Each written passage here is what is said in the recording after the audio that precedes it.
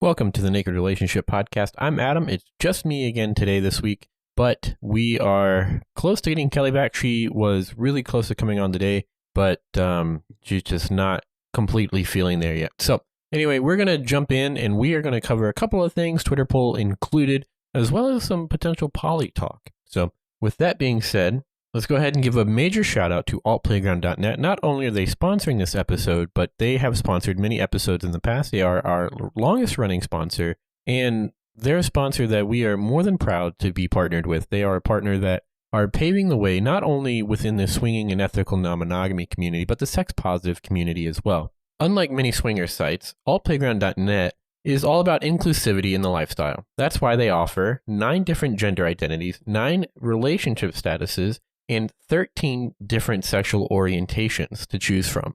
So if you don't identify as a male or a female, you can identify as, the other 11 that they have listed. And honestly, I'm sure if yours isn't listed, shoot them a message and I'm pretty sure that they would be more than open to, accommodating you. All Playground's mission is to provide a fun and inclusive environment for all non-monogamous and sexually open people. Me, potentially you, the listener, included. And altplayground.net is someone that not only do we promote them, but we also use them as well. And quite frankly, we fucking love altplayground.net. They're really pushing the ball forward. And I keep saying that because it's true. How many other swinger sites do you know of that are, this inclusive with all the different gender identities, relationship statuses, and sexual orientations? Altplayground's got it. So altplayground.net, check them out today. You can also listen to our podcast on there. You can join our podcast community on there where we are going to be, really engaging with you guys in there. And so, yeah, check them out. Also, don't forget about our merch, fullswapshop.com/thenakedrelationship. We've got t-shirts, we've got a thong, we've got a tumbler, we've got stickers, we've got a toboggan or a beanie, depending on how you prefer to call those. We've got kofefe mugs or coffee mugs, with shot glasses and more. So if there's anything you want to see on there, let us know and we will do our best to accommodate you there. So moving forward, we are going to go ahead and get started with the Twitter poll of the week. And that is, as a couple, do you enjoy playing together or separately? The answers are yes, no, yes, same room, yes, different room. I kind of fudged up the answers because Twitter only allows for 4 options. And so I kind of fudged it up, and no is really a yes and no answers were kind of fucked up on my end. But to be fair, I'm going to go ahead and read 3 of the responses that we got. So Jack's couple, same room unless at a party, but then still close proximity. The next one is from a Kin Sherry, not at all in different room. And then G and K, shout out to you guys for making me feel stupid, but calling me out, rightfully so. You said, don't understand the question. Is this a yes? Is yes a yes to both and together separately? So very good point there. Very good point. I tip my cap to you. I'm not wearing one right now, but my metaphorical cap to you. And then, so the answers were kind of mostly same room. 14, we'll call it 15% said yes. 2.1% said no. 72.3% said yes, same room. And yes, a different room brought up the rear with 10.6. So that being said, a lot of people prefer same room, although there are some people that prefer different rooms just because of various different reasons. Kelly and I have done both. I think that I prefer being in the same room to watch her, although there has been a couple times that even we've talked about here on the podcast where Kelly's been in the next room while I'm supposed to be working, and I was watching from like the dog camera, or I was just listening or whatever, and it was hot as shit. It was like being cucked. I think I winked it like 3 or 4 times during the actual play experience because it was just so fucking hot. But not everyone is like that. People, have different comfort levels and different levels of, I don't want to say kink because that's a word described or mostly used for describing BDSM type of play. But people have different turn-ons. And so for some people, they really prefer to be in the same room with their partner. For some, it's a safety thing. I completely understand that. However, one couple brought up something that I want to expand on, and that is Jack's couple. They said same room unless at a party, but then still in close proximity. And I think that for me, I feel pretty similar to that. I prefer same room just because of safety reasons. I like to be able to, keep an eye on Kelly, make sure she's okay, make sure no one's, crossing a boundary that she might not feel comfortable in speaking up to. But then like at a close proximity. So if we go to a party, if Kelly and I go to a party, we are around people that we know. We're around people that have already been vetted, have been tested, have been through the interview process, at least with our local swinger group that we attend their parties. And so for us, I would feel very safe if Kelly was fucking someone else in a different room at this party. I would completely like be okay with everything. Because I know the majority of the people there, and the ones that I don't know, they've already been vetted. They've already been basically interviewed and all that stuff. So, it's not like she's in bad hands. Now, granted, there are still situations that could go wrong, but hopefully those are like not going to happen to my wife here. So not at all in a different room from Akin Sherry. I'm going to assume that means that you never do it in the different room.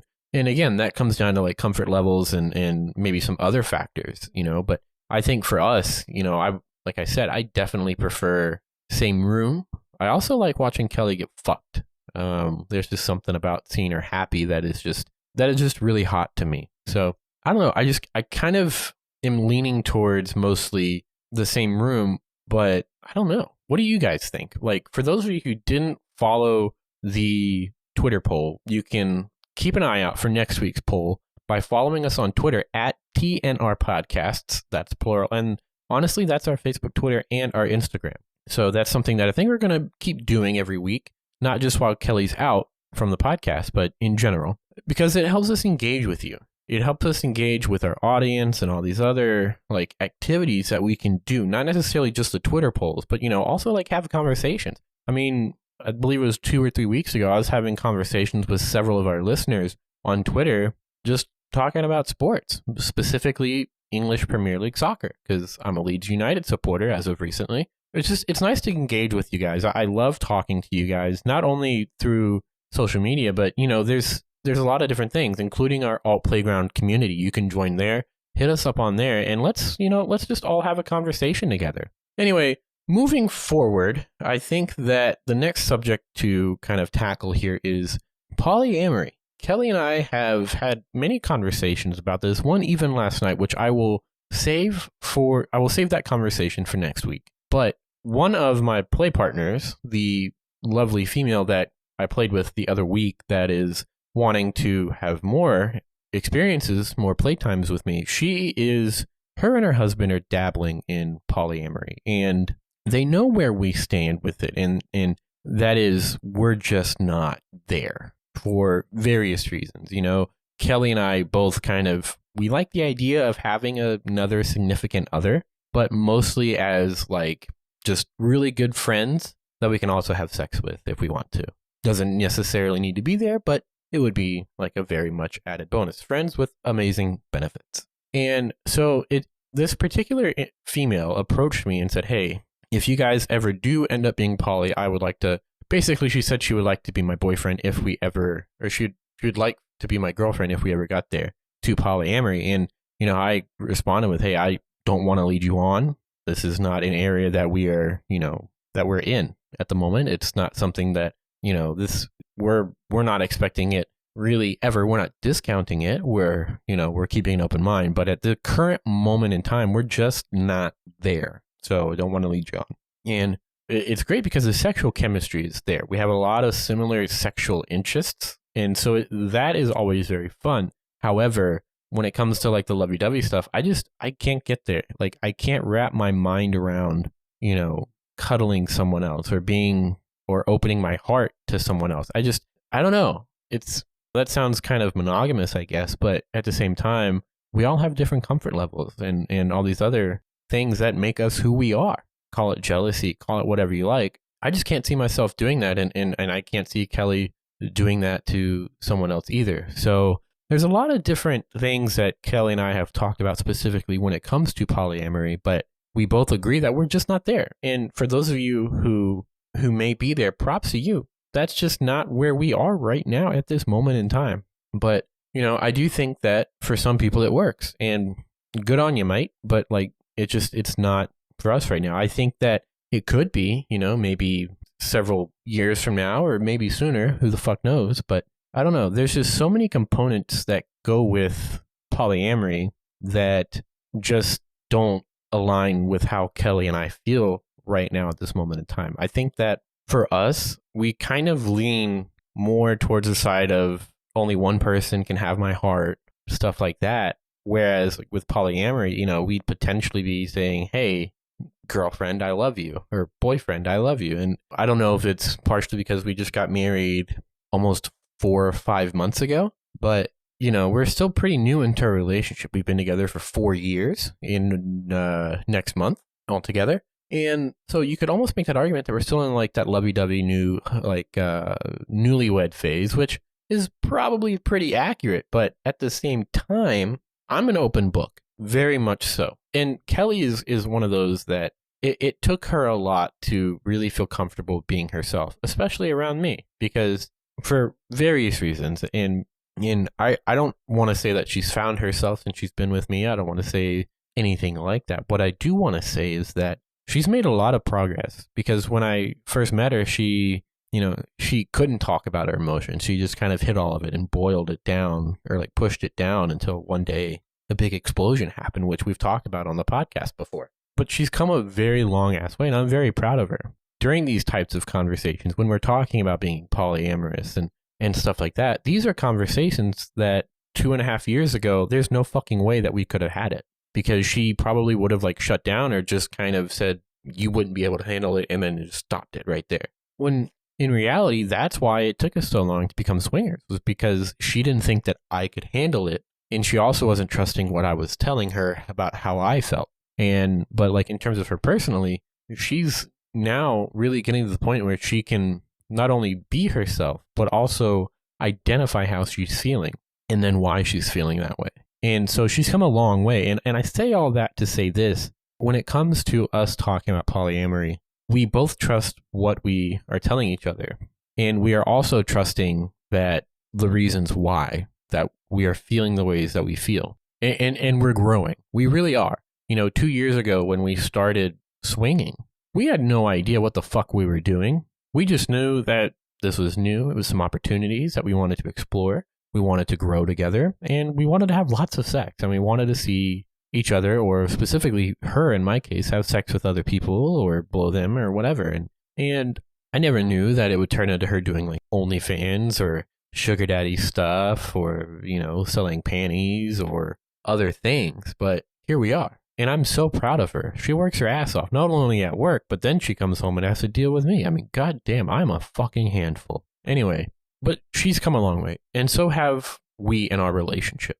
But it took us a while to be able to talk about swinging, and so we can talk about polyamory now, but we can both identify that we're just not there yet. And she has mentioned that that is something that she might like to explore in the future, and same to me. But when it comes to the idea of us either being romantic or cuddling or whatever, we both get uncomfortable, like when we're talking about doing those things with someone else. And I don't think that's jealousy. I think that's just potentially like the whole newlywed thing, and I guess maybe part of our monogamous upbringing that society tells us is the way to do things. And is that wrong? No. Is it right? Who cares? That's how we feel. And so, I think that is something that we are both open to. It's just going to take time. I'm not going to put a time limit on there. I mean, when you see couples like Brian and Brenna, I mean, what was it, 1.5 years ago, they said they were never going to be polyamorous. And then, Brenna found some attractive guys and, started going on a date. In terms of if like how they're pursuing that, you're going to have to listen to their show, Front Porch Swingers, to really find that out. They also have another podcast called Sex on Your Terms. That is something that I've listened to all the episodes with, and I hope that you will as well. Really learn a lot. Anyway, I don't know. I kind of think that there is a lot that we need to not only learn about ourselves, but we also need to get comfortable with each other. That is with ourselves, and then also within our relationship. Not that we're not already, but when you open up new doors like polyamory and swinging from your current relationship, you're going to be tested. You're going to go through a lot of new experiences that are really going to help you learn a lot about your relationship and each other. And you have to be ready for that. It's something that is going to take a lot. It's going to be stressful. I mean, you all know how it was when I had my first solo play dates with a female or even another couple. Kelly had a very negative reaction to it, although now she's fine with it. But that's kind of the things I'm talking about. And I'm not just singling her out there, but I mean, we all know that I've had some bad experiences when she's been on play dates. I mean, I did call the cops on her one time to make sure she was okay, but it's a lot. It really is a lot when you add something new to your relationship that involves other people, because I don't like it when Kelly's not happy and when she's upset. Like when she's mad, I fucking hate it. Like I get mad that she's mad and she gets even more mad because I'm mad, and then I get even, and it's just a vicious cycle. But like when she's like sad, I feel sad, and then like I start overthinking things and all these other just negative reactions. But my point is, I don't know that if we were to do polyamory right now that we would be okay with it, because there's so much that we have yet to kind of, one, discuss, but two, also like get comfortable with. And, the idea of me spending the night with another female or partner, really, that's a lot for us to, get used to. And I'm not saying every poly relationship is like that. I'm just saying for us, those are some of the things that we've talked about. And cuddling another partner, I'm not a big cuddler in the first place. I can never sleep when I'm cuddling. It's super rare, maybe like 4 times our entire relationship. It's so rare. But it's just, I always put Kelly first. And so like when it comes to sleepovers with other people, I would want to leave super early just so I could get home before Kelly got home so I could spend some time with her, because quality time is my strongest love language. So I'm always like up Kelly's asshole, like, hey, let's spend time together. Let's do this together. Let's, exist together. Like I'm a fucking leech. I don't know. But anyway, so long story short, we're not ready for polyamory right now. We're just not. And for those of you who are, Matt, props to you. We don't judge you. And honestly, we hope that you're happy. We wish you nothing but happiness. For us right now, we're just not there. We're more than happy to be swingers. And honestly, we might even be starting our break soon. So look out for that episode and how that's going to look. And by break, for new listeners, I don't mean a podcast break. I mean a swinging break. Every 3 months, Kelly and I take a break from the lifestyle to just take a step back, learn and grow from what we've experienced, whether that is changing rules, whether that is identifying how a certain situation makes us feel and why, but also to kind of just put the focus even more so on us. I mean, after all, that's why we swing, is to have fun and love each other even more, and just grow closer together while fucking people differently, because it improves communication. It really does. And it's night and day from when we started. But, regardless, we do take those breaks, and we are 5 weeks overdue for one now. But we'll see what happens. Where Kelly and I are actually meeting the lovely lady that I've been hanging out with from previous episodes. We're meeting her and her husband tomorrow night for drinks. We don't expect any play just because, for several reasons, which I don't feel is I don't feel like it's my story to tell as to why we're not playing. But if it does happen, we'll let you know about it. But it's really just more so Kelly can meet the lady that I've been, in her words, sleeping with. And honestly, Kelly, when they joined our swinging group, Kelly and I were both just like oohing and awing over really both of them. And so it'll be nice for Kelly to meet her husband and also this lovely lady. So anyway, that's going to do it for this week's episode. Thank you for listening. And if you haven't followed us on social media, you can do so at TNR Podcast. That's Facebook, Twitter, and Instagram.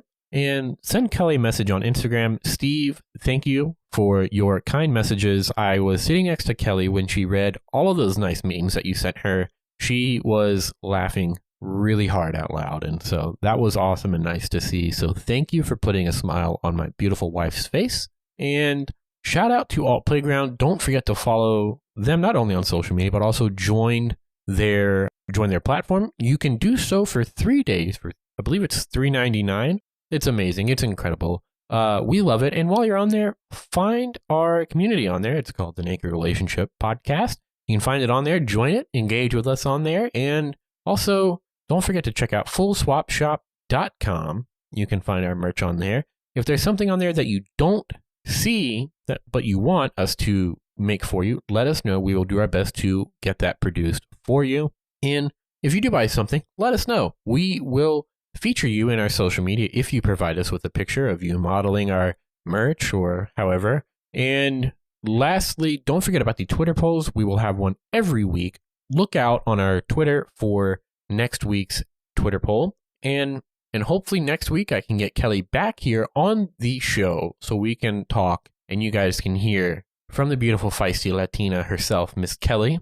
So stay tuned. Thank you guys for all of your kind messages to Kelly on Instagram. They have not been unread. Kelly is just busy as fuck. We love you guys. Thank you so much for listening. We hope you guys have a good weekend.